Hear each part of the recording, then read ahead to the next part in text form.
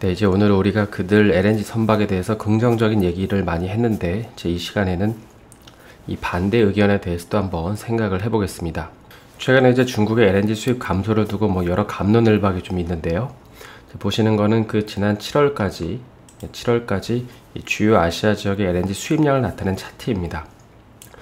작년 이제 2021년 7월 달까지는 1억 6천만 이제 톤을 수입을 했지만, 이제 올해 2022년 7월까지의 수입량을 보면 이제 1,000만 톤 정도가 감소한 이제 1억 5천만 톤 정도를 수입을 하고 있는데, 그리고 이제 그 중에서 특히 중국의 이제 수입 감소량이 좀 두드러지는 걸 볼 수 있습니다.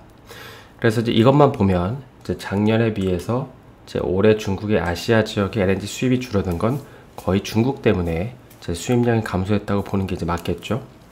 그럼 이제 최근에 중국은 왜 이렇게 이런 식으로 이 LNG 수입을 줄이는 걸까요?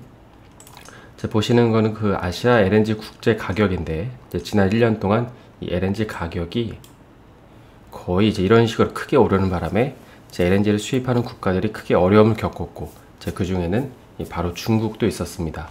이제 가격이 비싸다 보니까 이제 수입을 하기가 이제 쉽지 않은 것이죠. 이제 유럽이야 지금 당장 에너지를 마련할 방법이 딱히 없다 보니까 이제 비싸더라도 이제 LNG를 수입한다지만, 이제 중국은 그럴 필요가 없는 것입니다.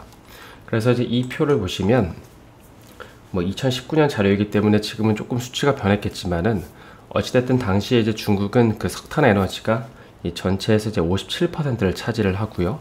그 다음에 석유가 한 20%, 그 다음에 이제 LNG인데 이제 10%도 채 안 되는 8%밖에 안 됩니다. 따라서 이제 중국 입장에서는 이제 굳이 주력 에너지원도 아닌 LNG를 이런 몇 배나 오른 가격을 주고 이제 급하게 사올 필요가 없었던 것이죠. 그래서 이제 실제로 이런 높은 가격 때문에 이제 지난 2022년 7월까지 이제 아시아 지역의 LNG 판매는 작년에 비해서 6% 이상 감소를 했는데요. 이제 그 중심에는 중국과 인도가 있었습니다. 중국에서만 전년 대비 20%가 줄어들었고요. 그다음에 인도에서도 이제 10%가 감소를 했습니다. 그럼 이제 중국의 이런 행동들이 왜 LNG 선박 시장이 고점일 수도 있다는 이제 얘기랑 관련이 있는 걸까요?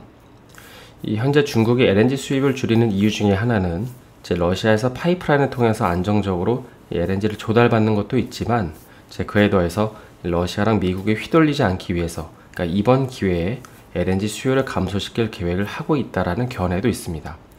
특히 이제 중국의 향후 LNG 수입 전망을 보게 되면 이제 파이프라인을 통해서는 이제 꾸준히 수입을 하지만, 이 LNG 선박을 통한 현물 구매는 이제 점차 줄어들 것으로 전망을 하고 있는데, 그리고 이제 이렇게 감소한 LNG의 빈자리는 신재생 에너지로 메울 계획을 갖고 있는 것이죠. 올해 중국은 이제 120기가와트의 신재생 에너지 설비를 구축할 예정인데, 이는 지난 5년 평균치보다 무려 40%가 증가한 수치입니다. 그러니까 한국이야 국토 면적이 좁고 여러 가지 제약이 많지만 이제 중국은 그렇지 않죠. 그래서 이제 실제로 그 현재 탄소 배출권 같은 이제 신재생 에너지 시장을 전망하는 수치를 보게 되면 이 천연가스 가격이랑 거의 동일하게 움직이는 걸 볼 수 있습니다. 여기 이제 보라색 실선이 그 천연가스 가격이고, 이제 파란색 실선이 이 탄소 배출권 가격인데요. 사실 이 둘은 이제 성격적으로 보면, 이제 성질적으로 보면 역의 상관관계를 갖고 있음에도 불구하고 차트 흐름을 보면 거의 똑같이 움직이는 걸 볼 수 있습니다. 천연가스의 가격이 상승하면 이제 역설적으로 이에 대척점에 있는 이 탄소 배출권에 대한 수요가 늘어날 거라고 생각을 해서 이제 이 가격 역시 이제 상승을 하고 있는 것이죠. 물론 이제 최근 들어서 석탄 가격도 이 탄소 배출권 가격을 밀어올리는데 한몫을 하고 있지만, 이제 어찌됐든 시장에서는 이 천연가스 가격이 비싸지면 이제 한편으로는 이걸 더 쓰기보다도 이제 신재생 에너지로 넘어갈 수 있다고도 생각을 하는 것 같습니다. 따라서 이제 만약에 이렇게 되면 이제 LNG 선박 시장에도 변화가 불가피할 수밖에 없겠죠. 그러니까 지금이야 이제 조선사들의 도크도 꽉 차 있고, 이제 LNG 선박을 발주하는 주체 자체가 이제 중국이 아니다 보니까 큰 타격이 없다 이렇게 말할 수 있지만, 만일 하나 이제 전 세계 에너지 소비 흐름이 천연가스에서 신재생 에너지로 넘어가면 어떻게 될까요? 지금 당장 천연가스를 수입하고 공급하는 양이 줄어들지는 않겠지만, 이 조선 산업 주가에 큰 영향을 미치는 이 수주 전망에 대해서는 부정적인 영향을 끼칠 수밖에 없습니다. 그러니까 지금 이제 좋은 가격의 수주를 해서 건조를 하는 게 중요한 게 아니라, 이제 앞으로도 좋은 가격의 수주를 할 수 있는지가 중요한 건데, 이제 그런 관점에서 보면 물음표가 생길 수밖에 없다는 것이죠. 물론 이제 그 사이에 최근에 굉장히 빠른 속도로 좋아지고 있는 이 탱커선이 이어받으면 모르겠지만, 이 LNG는 앞으로도 끄떡이 없다, 그러니까 이렇게 말하기에는 조심스러울 수밖에 없는 것입니다. 그래서 이제 최근처럼 이 천연가스 가격이 높아지면 우리가 이제 LNG에 대한 수요도 늘어나겠구나라고 생각을 할 수 있지만, 만약에 이제 이 가격대가 꾸준히 유지가 된다면 이제 그 이면에는 이렇게 이제 비싼 천연가스 대신에 이제 다른 에너지원을 생각할 수도 있겠구나라고 염두에 두시면 될 것 같습니다. 이제 다음으로는 이 간단하게 벌크 선박 시장을 좀 살펴볼 텐데요. 이제 우리가 그 벌크 선박 시장을 바라볼 때 이제 최근처럼 이제 곡물 수출이 다시 이제 활발히 재개가 되면 다시금 운임이 회복되는 게 아니냐, 그러니까 이런 시각이 있는데, 근데 설사 이제 곡물 수출이 활발하게 이루어진다고 하더라도 생각하는 것만큼 크게 좋아지지 않을 수 있습니다. 왜냐하면 현재 벌크 선박 시장의 전체 60% 이상은 이제 철광석이랑 이제 석탄이 차지하고 있기 때문인데요.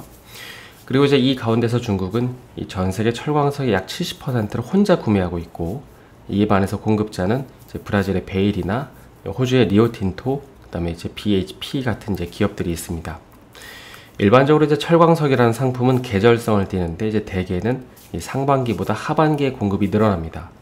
따라서 이제 이런 단순한 논리에 비추어 보면 계절적인 요인 때문에 앞으로의 운임은 올라갈 가능성이 높다고 생각하는 게 이치적이지만, 그런데 이제 현재 중국의 철광석 재고량 수준은 지난 3개월간 최고치를 기록하고 있고, 이제 부동산 침체로 인해서 수요 역시 꺾여 있는 만큼 당분간은 시간이 조금 더 필요하다는 게 중론입니다. 그런데 이제 요즘 들어서 이런 중국 부양책에 대해서도 이제 회의적인 얘기들이 좀 나오고 있는데요. 사실 현재 그 벌크 선박 시장 같은 경우 중국의 부동산 위기에 따른 당국의 경기 부양책에 이제 거는 기대가 크잖아요. 그런데 이제 이런 부양책이 조만간 발표된다고 하더라도 이게 이제 실물 경제로 연결되기까지는 한 6개월 정도의 시간이 소요가 되고, 또 이제 방금 언급했듯이 이 중국의 현재 철광석 재고량이 많다는 것입니다. 따라서 이제 중국 입장에서는 현 시점에서 굳이 급하게 철광석을 수입할 필요가 없다는 것이죠.